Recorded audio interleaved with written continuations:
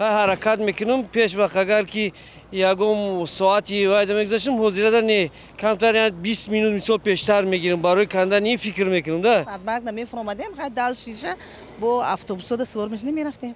حوزی اکنون میدونم ای راه بگذاریم کنی چیت بیاره و طرفی میدنیستو دکه میپرسیم ده یکم کسا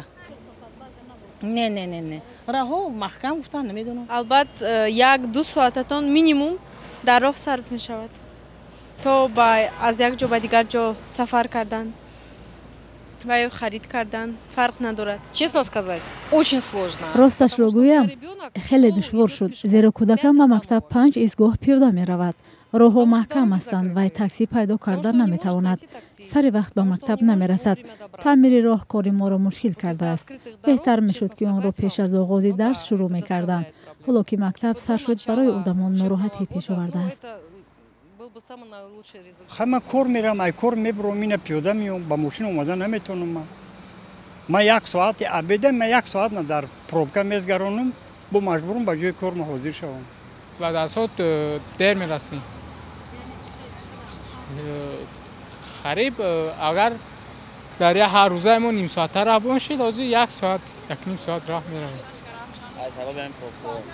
وقتی همین مکتب سرشوی اینا کردن که اوجه با بدتر آدمو سرسان و پریشان شدن از گذشته 29 و یا 30 آگوست سر شد این تعمیرها و همه سرسان شد این هم در کار اینه که خیلی طاقت کردن در کار این همه برای ما آبادی ای